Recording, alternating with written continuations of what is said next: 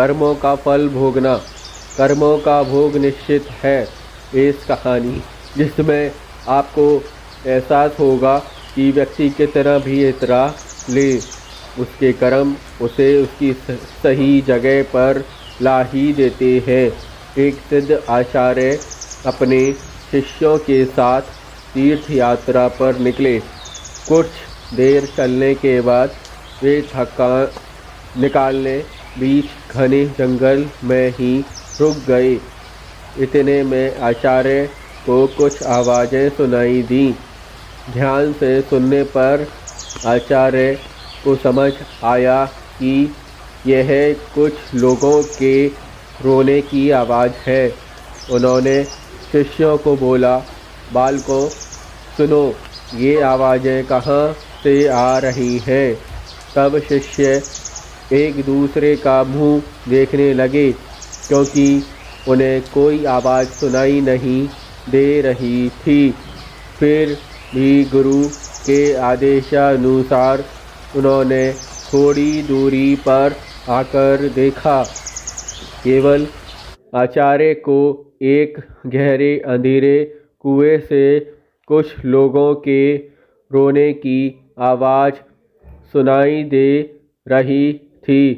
आचार्य ने कुएं में झांक कर देखा तो उन्हें 5 लोग बहुत ही बुरी दशा में रोते हुए दिखाई दिए, लेकिन शिष्यों को न आवाज़ सुनाई दी और न ही कुछ दिखाई दिया।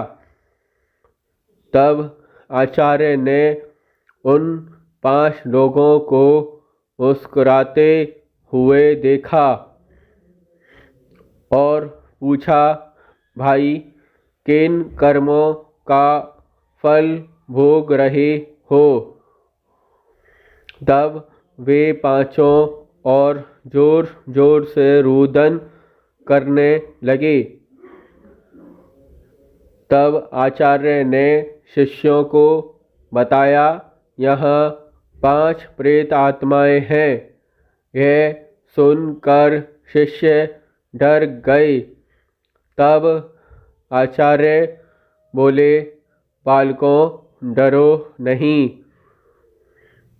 तुम सभी इनसे ज़्यादा शक्तिमान हो, क्योंकि तुम सब कर्मों से महान हो और ये सभी आज अपनी पिछली करनी का भोग रहे हैं। आज के समय इनसे दुर्बल कोई नहीं है। तब शिष्य ने पूछा, इन्होंने ऐसा क्या किया है। तब पहली आत्मा ने उत्तर दिया कि वह पिछले जन्म में ब्राह्मण था, भिक्षा मांगता था, लेकिन उस भिक्षा को भोग विलास में खर्च करता था।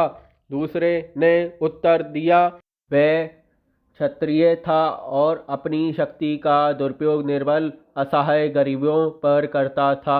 तीसरे ने उत्तर दिया कि वो बनिया था, बस खुद के फायदे की सोचता था और हमेशा मिलावट करके सामान बेचता था, जिस कारण कई लोग मारे गए।